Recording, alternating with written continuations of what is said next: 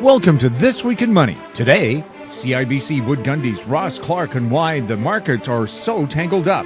Casey Research President Doug Casey on what he would do if he could control the Canadian economy for just one day. I'm Jim Goddard. We'll talk to Ross Clark right after this. More and more people are looking to the internet for intelligent, riveting, and thought-provoking interviews. To advertise on the Goddard Report and TalkDigitalNetwork.com, call 604-699-8600, 604-699-8600. Welcome to This Week in Money, the source for market opinions. Here is Jim Goddard. My guest is Ross Clark, investment advisor at CIBC Wood Gundy in Vancouver. Is there anything in the markets that stands out as a safe haven? You said they're so interconnected. What looks good today can kill you tomorrow. Well, this was one of those weeks where everything was basically a safe haven. It all started the previous Friday when the numbers came out on the U.S. employment, so we ended up with quite a reversal that Friday morning. Markets were down badly in the beginning and staged a very significant reversal, shook it off, the assumption being that the Fed would not be looking to raise interest rates in the near term. But the only thing that got hit that day were the banks. They sold off, but as we moved into the next week, banks are up. You've got the U.S. dollar down, virtually all the other currencies doing well, and the metals doing well.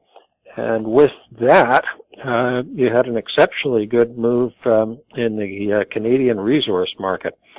So, if I'd like to step back and look at sort of the scenario of September, October, November, and what you would classically look for would be a sell-off, such as we had at the end of August, then a bounce, get a little bit overbought, go back down and retest the low, and all of that was in place about 5 weeks after that initial August bottom, and now we've turned the corner reasonably well. So looks as though we've got the classic test in for the seasonal right now, and the strength that we've had through this week should have some follow-through, and we'll be looking for, I would say, minimum on the Dow on the upside, which is around 17,000 right now. You're going to be looking for that maybe to get up into the 17,600 to 17,700 in reasonably short order.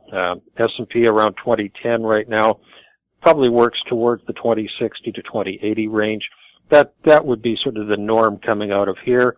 And we're getting a little bit overbought on the very short term, so a bit of a consolidation maybe in the next week as we push towards those higher numbers. I noticed the Canadian currency went up. Is the U.S. dollar finally starting to fall, and we're kind of just standing in one place? Well, yeah, the Canadian dollar's turned, and actually turned quite nicely from being just extremely oversold. This is an appropriate reversal to see, especially because you're getting that movement up in the commodity markets, and you're seeing it in the oil market. I think most people might be aware here that oil, which had been down to 41 or 42 a month or so ago, worked its way back into the mid-40s, and then this week popped up and just kissed $50. So that strength in the oil market, together with strengths in the corn market, the grain, the wheat market, has helped the Canadian. And relative to the U.S., we had a pretty good week. Now the U.S. dollar looks like one big, long consolidation still. It had a poor week this week, but it's nowhere near taking out the support levels. The index is sitting at 94, 92, and it bottomed around 93, topped out around 98 here for the last 3 or 4 months. So just basically sitting middle of the range, but it's lost all that big upside momentum that it had, and I think that's probably what's helping the Canadian dollar having its bounce and being supported by the commodity side of things. Well, I also hear that the gold market, at least for the miners, are starting to get investment again. People are expecting a turn to gold. Yep. There has, you take a look, July the 23rd was the bottom of the gold market. We had a good initial rally off the bottom, came back and retested, and then we've worked our way higher. And, of note, in bear markets, you tend to have very sharp, short-lived rallies, and everybody gets very excited very quickly. And so for the last 2.5 to 3 years, we've seen that on a repetitive basis until now. And what we've had now is this move off the bottom didn't have all of that enthusiasm kicking in, and therefore it's having a longer life as far as the rally is concerned. And we are starting to see, and we have been, the miners outperforming the gold, and then in turn we have silver outperforming gold as well. That's what you like to see coming off a low. And then typically at the very end of the move, you're going to see that again as the silver tends to become very, very exuberant at the tail end of the move. But for right now, things are looking healthy. We do need to get through this 1160 range, which is the resistance on gold. Was closed off the week here at 1157. So we're right up against a pretty important resistance level. I see that the gold-silver ratio with silver outperforming gold.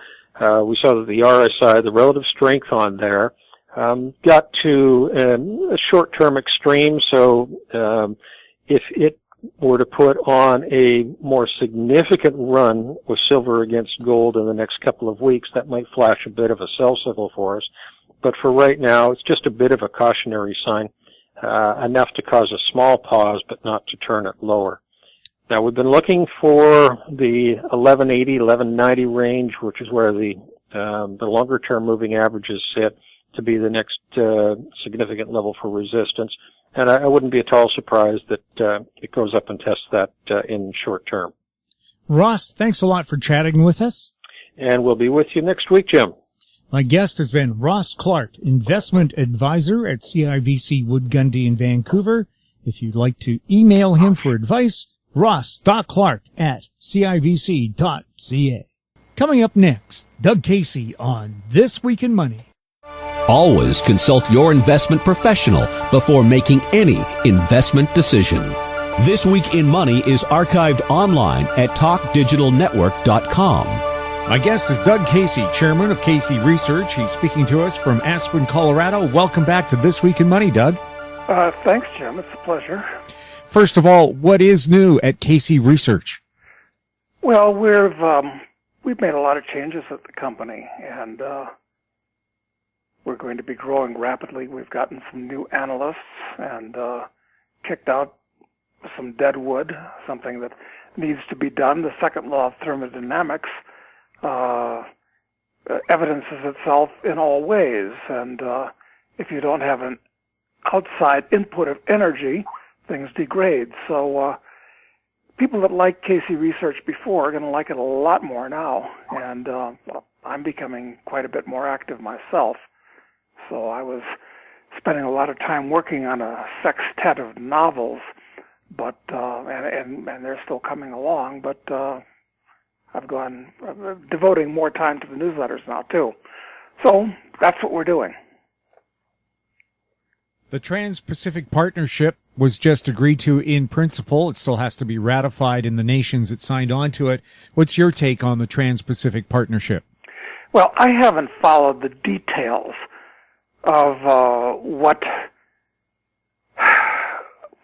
that's all about, but because these things generally are the size of New York City telephone books, and that's the problem with them.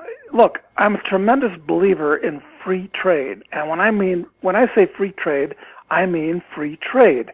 It means that you don't need a treaty between governments to regulate free trade. The ideal thing would be for Canada or the U.S. or any other country not to have intergovernmental agreements. It would simply be to drop all import duties and drop all import restrictions, or for that matter, all export restrictions. Some countries have those too. and let the businessmen in that country do the most rational thing. So the answer to the question is, no, I disapprove of the Trans-Pacific Partnership because it's the governments getting together and sticking their nose into business one way or another. So my answer is no regulations, no duties, nothing. So you don't need the TPP. You just need to abolish current duties that are restricting trade, not re-regulate them in a goofy partnership between governments. Wouldn't that allow nations to do what they do best? Well, it'll allow the individual businessmen in the nations to allocate resources as intelligently and profitably as they can. You certainly don't need bureaucrats in Washington or Ottawa or anywhere else to impose their opinions on markets. Well, for example, to protect the Canadian dairy industry, the government's going to subsidize them to the tune of almost $5 billion. Why bother having a trade agreement if you're going to do that? Exactly. They should eliminate subsidies to the dairy industry. That's insane. I mean, it's costing Canadian taxpayers $5 billion, and when you divide that among 30 million people, you can do the math. I mean, it's ridiculous. Taking a look at the U.S. presidential election that's going to be happening in about a year, Donald Trump and or Bernie Sanders, would they be good for America because you wouldn't be electing the, quote, the usual leadership? Well, that's the only good thing about these guys is they would not be the usual leadership. But I've got to say that Sanders is an avowed socialist. And, it's amazing to me that socialists are held in any higher regard than Nazis or fascists are. They're authoritarians that want to control other people's lives, that want to impose their will on individual people. So I thoroughly disapprove of Bernie Sanders and all of his goofy ideas. But the fact that he's getting as much traction as he is an indicator of how unhappy the average guy is out there with the current corrupt system. Now, he is the Democratic, quote, outsider, although he's a professional politician. Trump is actually much more of an outsider, and actually he's dangerous in his own way, too. If Donald were elected, he would try to run the United States as if it were a private corporation where he owned 100% of the shares, and he could tell everybody what to do.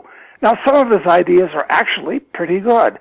He wants to reduce the maximum marginal rate on individual income tax, 25%, corporate income tax to 15%, abolish the death tax. These are intelligent ideas. They're steps in the right direction. But then he has other goofy ideas where he wants to penalize U.S. companies that invest abroad and put up bigger tariffs and so forth. He wants to build an even stronger U.S. military, which is completely insane because the U.S. already spends half of all the money in the world that's spent on militaries is spent by the U.S. The only good thing about Donald is he might destroy the Republican Party, which actually needs to be disassembled and blown away. Actually, that's true of the Democrats, too. So this is going to be a big election because it's going to take place a year from now, a little more, and it's going to be in the midst of a gigantic financial crisis, much worse than what we saw in 2008. So the voters might do something radical. I don't know what that'll be. I'll put my money on Trump as actually being the Republican nominee, and I suspect he'll win the election if he gets that. But I don't approve of either him or Bernie, believe me. Canada has a federal election on October 19th. If you were Prime Minister of Canada for a day, What would you do to make Canada a better country? Well, the answer is obvious. I mean, it's to radically cut spending, 50%, 60%, 70% to start with. And if that was done, you could cut taxes by the same amount and get rid of these regulations. Canada could boom. But that's not going to happen. That's what I would do. But if I tried to do that, I might be assassinated, certainly in the U.S. and perhaps in Canada as well. But that's my solution. But it's not a popular one. Well, the right-wing think tank, the Fraser Institute, said Canada, if it had cut its spending in good times, would have had a $4.4 billion surplus today and not a $5 billion plus deficit. Is that... Yes, well, they're quite correct, although I've got to say, Jim, I would not call it a right-wing think tank. Fraser is a pro-freedom, pro-individualism, libertarian think tank. If you call them right-wing, then then you pick up all kinds of baggage like, they must support the warfare state. So, no, they're just a pro-freedom think tank. The distinction between right-wing and left-wing is a false and dangerous distinction. Why do people feel they have to put labels like that on things? I guess it's because the people, because if you wanted to have a spectrum from one edge to the other, I'd say pro-freedom or anti-freedom. And few people want to be designated as anti-freedom.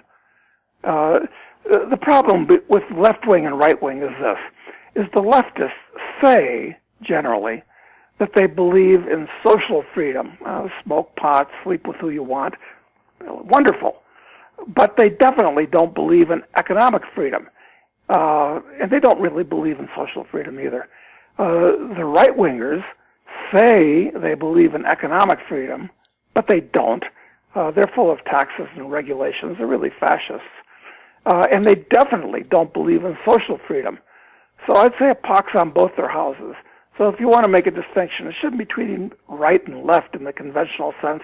It should be between pro-freedom and anti-freedom, or pro-freedom and authoritarian. And I should correct something. Those deficit figures were for the province of Alberta, not the Canadian government, but I'm sure the same thing would stand for the federal government as well. Oh, it'd be even worse for the federal government, obviously, because that's just one province. Canada could be the most prosperous country in the world, by far, by a big margin, but it just stumbles along as kind of like the little brother of the U.S. It's a pity, actually. What changes would you make to make Canada that nation? Well, I'm not sure Canada should be one country to start with. I can't see that the maritime provinces really have a life of their own. Quebec certainly has a life of its own, linguistically, culturally, and so forth. The prairie provinces are different economically, as is British Columbia. So why should they all follow the orders of people in Ottawa? So I don't see that Canada is going to remain a single country over the next 100 years. But then again, I don't think the U.S. is going to stay one country over the next 100 years either. Just like in Spain, the Catalans and the Basques each want to break off into their own countries. And in Italy, the Venetians want to do the same. This is happening all over the world. The European Union is going to break up. So to answer your question, I think that one of the things that would be good for Canada would be to devolve into probably 4 or 5 different political entities initially. I know in Texas, the separatist movement there is pretty strong. Something like 40% of voters would like to be their own country again. Sure, absolutely. They don't like paying a gigantic amount of taxes to Washington, D.C., so that values that come out of Washington, D.C. can be imposed on Texas, which is a different culture. So yes, absolutely. This is happening all over. We're speaking to Doug Casey, chairman of Casey Research. Doug, Ben Bernanke, the former chair of the Fed, has a new book out. Have you read it? No, there are 1.5 million new books published every year, and anything that Ben has to say, I can listen to him summarize on a TV show where he's promoting his book, and he's not going to have anything of value to say. I mean, I believe in the abolition of the Federal Reserve and all central banks. So no, I don't want to. I don't want to misallocate the time it would take to read it, or even the money it would take to buy the book. The one bit I saw of him on the Colbert Show was that he was saying, as Fed chair, I deliberately misled people about the state of the economy because I didn't want to create panic. Isn't that his job, to be honest? Look, going back to what I said, the Fed should be abolished. It doesn't serve any useful purpose. It's destroyed the U.S. currency. The value of the dollar was stable throughout the 19th century. Since the Federal Reserve was created in 1913, it's lost about 98% of its value from back then, and it's going to get much, much worse because they've created trillions of new dollars over the last, since the crisis started in 2007. So when those dollars really wend their way into the retail economy, prices are going to explode if we don't have a credit collapse before then. So it's disastrous, including the principles upon which the Fed is based and upon which it was founded. It's amazing to me that people like Bernanke, who's now collecting his $100 million payoff for doing what he did, he'll get it in director's fees and book contracts and speaking engagements. This is the way it works in politics. You don't get your payoff when you're in office. You get your payoff when you're out of office, unlike South American countries where you got to steal the money right now. I'm no fan of Ben and his ridiculous ideas. And of course he's a liar, because the whole system rests upon nothing but confidence, and confidence can blow away like a pile of feathers in a hurricane. So it's very dangerous. Both China and Russia appear to have been buying every scrap of gold they can find over the past few years. Do you see that trend continuing? Yes, it's going to continue. Why? Because their alternative for holding reserves is the U.S. dollar. And the U.S. dollar is the unsecured liability of a manifestly bankrupt government. So, of course, the Chinese and the Russians are getting out of dollars and other paper currencies and buying gold. They understand, and they're correct, that within the next generation, gold will again be used as actually day-to-day money around the world. Is that because governments are trying to ban currency?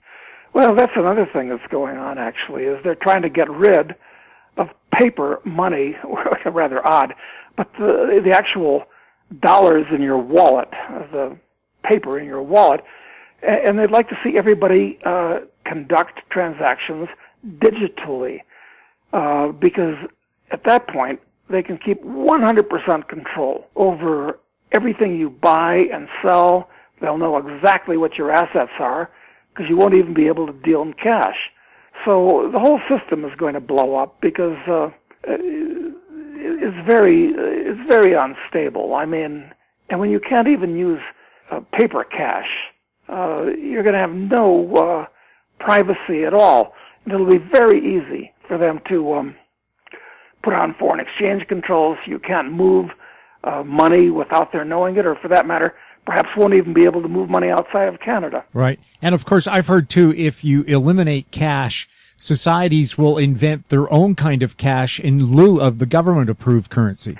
Well, that's what Bitcoin is all about, and Bitcoin is a step in the right direction. It has problems, but I like the idea. I think that Bitcoin 2.0 which may be materializing in the form of BitGold, which is a publicly traded company in Canada that's trying to allow you to do what Bitcoin does, but using gold. So, yes, things are going to evolve in that direction. But one piece of advice I'd give to all of our listeners is actively accumulate both gold and silver coins at this point. They're not giveaway bargains, price-wise, but very reasonable values. And they are the wave of the future. Do you see China trying to sell off its U.S. currency as a way of trying to edge in and maybe have the yuan declared the world reserve currency? Well, the yuan's got to be backed by something other than the good faith of the Chinese government if it's going to become a world currency. But I think they're going to have a gold yuan in the future, and the Russians are going to have a gold ruble, because people forget that up until the 1930s, basically all of the world's currencies were exchangeable directly into gold by the average citizen. So I think that's going to happen again. And the Russians and the Chinese both want to get out of dollars. They'd like to dump it like a hot potato.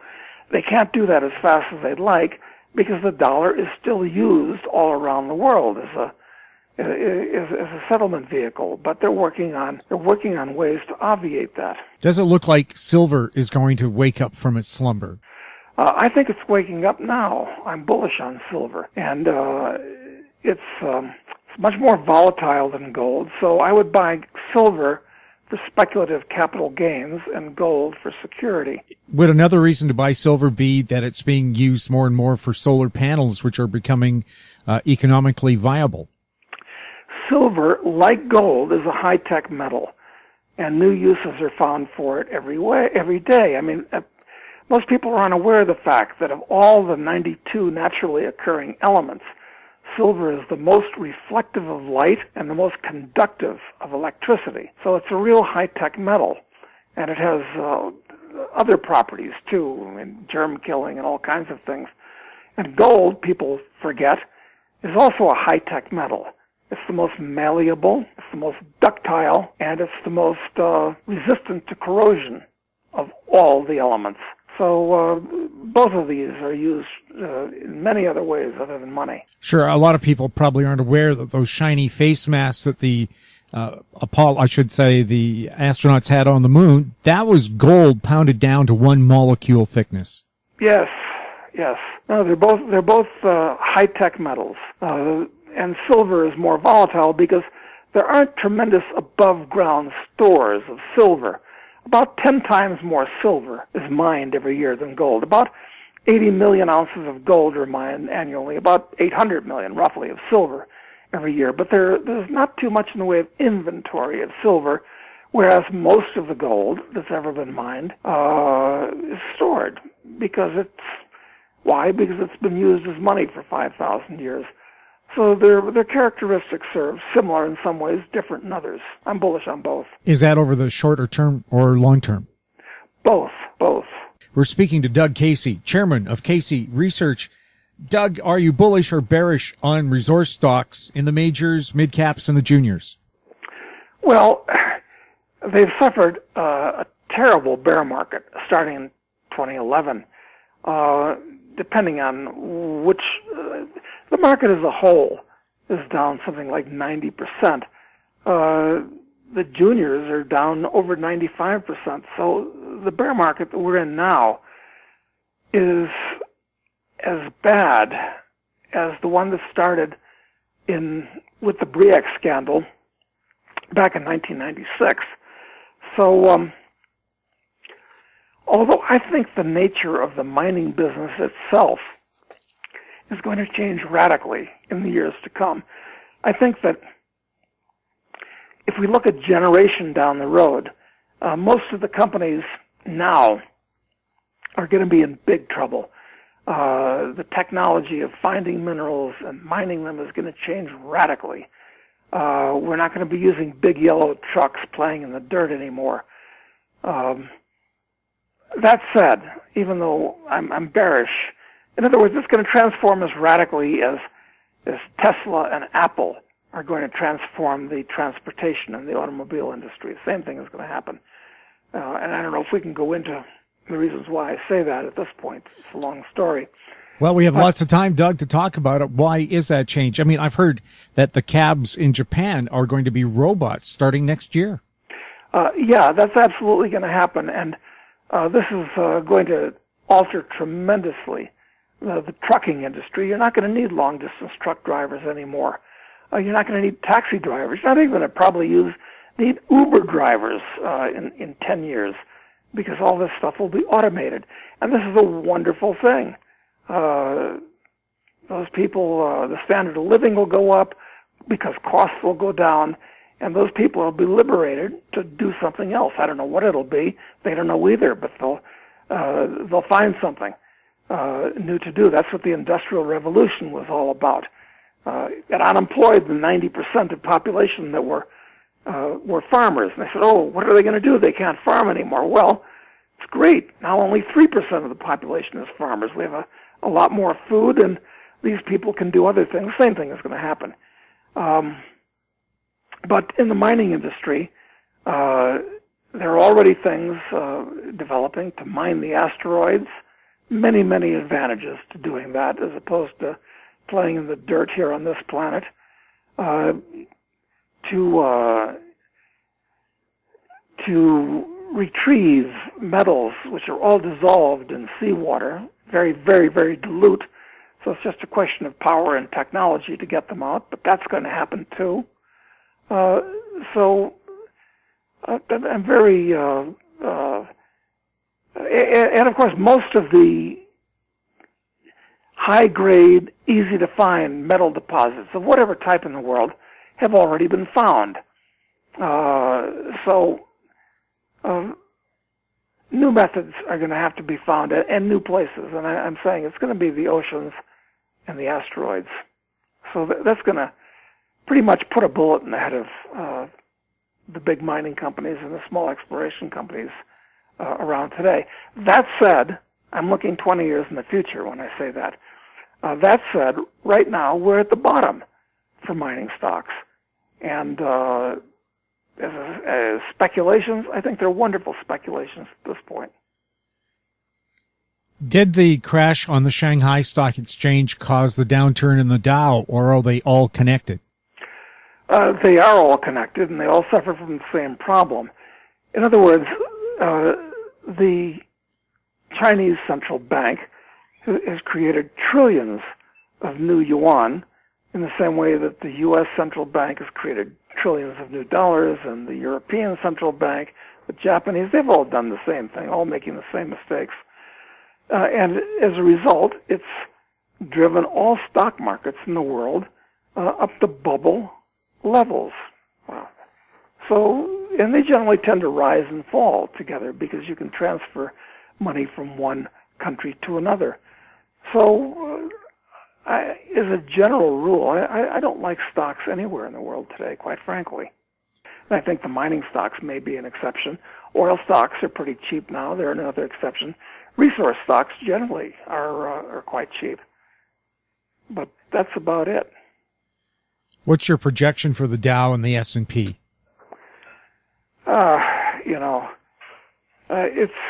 It's like my projection for interest rates. My favorite joke is that speaks to answering your question is that Einstein dies and goes to heaven, and St. Peter's happy to see him, of course, and tells him, well, it's great that you're here, but for obvious reasons, we have a centrally planned economy here in heaven, so we have a housing shortage, but we'll put you up with 3 guys until we get your digs ready. So Einstein is greeted by his 3 roommates. First guy comes up to him and says, Mr. Einstein, pleased to meet you. I've got an IQ of 130. I want to get to know you better. So Einstein says, great. Let me put my grip away. He says, well, he says, after lunch, let's play a game of, let's bounce around some concepts of astrophysics that are on my mind. Second guy comes up to him and says, Mr. Einstein, I'm not as smart as that first guy. I've only got an IQ of 100, but I still want to get to know you. So Einstein says, let me put my grip away and let's play a game of chess. The third guy comes up and says, Mr. Einstein, I'm not as smart as those first two guys. I've only got an IQ of 70, but I still want to get to know you. So Einstein says, so where do you think interest rates in the stock market are going? So that's kind of my answer to the question, except if you wanted a more direct answer, I think stocks are going lower and bonds are going way lower. We're in the middle of a gigantic bond bubble that's been going on, well, since the early 80s when interest rates were 15, 18%. Now they're at negative levels in many places. So it's a super bubble in bonds, and that's taken stocks up with them. Wrong answer, but that's the answer. Yeah, does the Fed have any power to really control what happens to inflation or interest rates? Does the Fed? Yes. Well, look, they can control interest rates, certainly on the short end and even on the long end of the scale, by how many government securities and other securities that they can buy. So, yeah, they can do that. And they can control inflation by how many new dollars that they create. So, yeah, they're very powerful. They literally control the printing presses. But it's going to end disastrously. I mean, these people aren't geniuses, A, and they're working on entirely the wrong theories, B. So people that listen to what they say and take it seriously are going to get exactly what they deserve. Could the European Union dissolve soon? Oh, it's going to dissolve. It's happening now. And as I said before, not only is the European Union going to dissolve, but many of the individual countries within Europe are going to break up. I mean, it happened peacefully in the case of Yugoslavia. Well, this is before the European Union, of course. It happened with Yugoslavia. It happened with the Soviet Union. It happened with Czechoslovakia. All of these broke up, and I hope that the rest of them break up peacefully too in Europe. But it's going to happen. Is the European Union capital of Brussels more powerful than Washington? No, it's not. And Brussels is even more dysfunctional than Washington. I know that's hard to believe, but it is. Is World War III going to start in Syria, with China and Russia now actively involved in military actions there? Well, actually, I blame the possibility of World War III is ever present, but I don't blame the Chinese or the Russians. Frankly, I mean, it's kind of their part of the world. I blame the Americans for sticking their nose into all these things. I mean, it was the Americans that started this whole blow up in the Middle East, and the problems in the Middle East aren't going to go away until it's completely restructured politically, because all of these countries, Syria and Lebanon and Iraq and all of them, are completely artificial constructs that were put together on map tables by bureaucrats in Europe 100 years ago, so that they're all going to fall apart. And I don't know what's going to happen if both the Russians and the Americans decide to have a no-fly zone over Syria. I mean, they might start shooting down each other's planes. It's idiotic. I mean, the smartest thing Obama could do would say, look, this isn't our problem, and withdraw the Sixth Fleet and withdraw the soldiers from all these countries. I mean, it's just asking for trouble. So it's basically Washington that's at fault here, much more than Moscow. Do you think precious metal prices are manipulated at will? No, I don't. Everybody tries to manipulate the prices of everything. Everybody's constantly conspiring to move prices up or down depending on whether you're buying or selling. But no, the market's much too large. They're not manipulated, and governments don't manipulate gold and silver prices because they believe their own propaganda, most of them. They don't care. This stupid meme has been circulating about how the U.S. government is suppressing, which is different from manipulating, incidentally, the price of gold. They could care less about the price of gold. And why should the U.S. government be trying to keep it down when the Russians and the Chinese are buying it? Well, why make a gift to the Russians and the Chinese? I mean, the whole meme is ridiculous. I don't know how this first started circulating.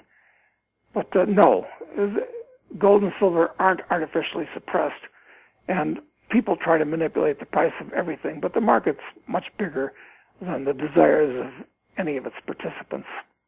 Do you see any potential black swans on the horizon? There are probably hundreds of them, but the whole nature of a black swan is that you don't know it exists. So it's kind of what that idiot that was the Secretary of Defense some years ago said, it's black swans are unknown unknowns. So we can create a little sci-fi scenario and make some up, but I mean, I don't see any right now because that's the nature of them. You can't see them. We can imagine some. Are there any investment opportunities you think are particularly timely? I think commodities are quite timely. They're very cheap. If you look at a chart of commodities like coffee or sugar, they've come down a lot. They're very interesting. Grains have come down 50% from their recent peaks. I know most people don't trade commodities, and they shouldn't, but something that they should be aware of. Just buy gold and silver. Keep it safe, because one thing to remember is we're going to have a gigantic depression. It started in 2007, and in a depression, the winner is the person that loses the least. So just buy gold and silver in physical form. Sameness seems to be the vogue. What percentage of people do you think are smart enough to avoid sameness and think for themselves? Avoid what, Jim? I missed you. Well, it seems that everybody wants to be the same, that, the same brand around the world. I guess the McDonald's syndrome. Do you think there's a danger in that? And what can people do to make sure that they stay individual and don't get all lumped into the same lot? Yeah, that's a real problem for most people. One suggestion is when you read the paper or watch television, don't go there for information. Go there for entertainment only. And I'm talking about all these popular news shows and talking heads and all this type of thing. They don't know what's going on any more than anybody else does. So treat it as entertainment, not an increase in your knowledge base when most people say anything. And that includes me too. People should think for themselves.